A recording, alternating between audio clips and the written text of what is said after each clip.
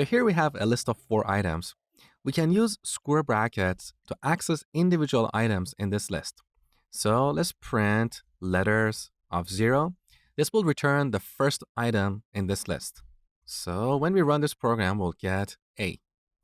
Now, similar to strings, if we pass a negative index here, like -1, this will return the first item from the end of the list. So when you run this, we'll get D. Using square brackets, we can also modify items in the list. So let's change the first item to a capital A and then print the entire list. There you go. So this is the basic of accessing individual elements in a list. Now, earlier in the course, you learned that we can use 2 indexes to slice a string. We have the exact same concept here. So we add square brackets, first index, colon, second index. And this will return a new list with the first 3 items in our original list. So if we print our original list, you can see that it's not changed. Now, just like strings, if you don't specify the first argument, 0 will be assumed by default. So as you can see, these 2 expressions produce the exact same result.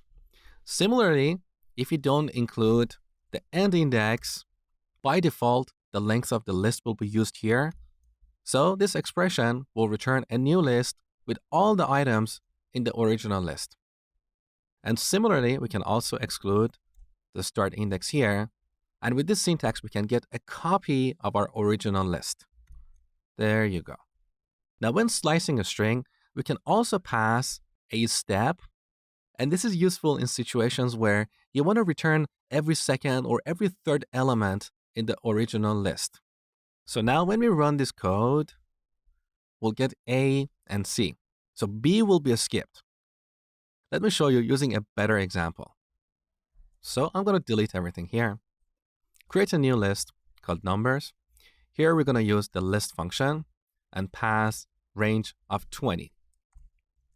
Let's print our list.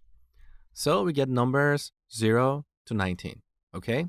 Now let's see what happens when we add square brackets here with 2 colons and 2. This will return every other element in the original list. Take a look. So we get all the even numbers, 0, 2, 4, and so on. That's pretty cool, isn't it? Here's another cool thing you can do here. Let's change the step to -1. As you can see, this will return all the items in the original list, but in reverse order. So these are some useful things you can do with lists. Next, we'll look at unpacking lists.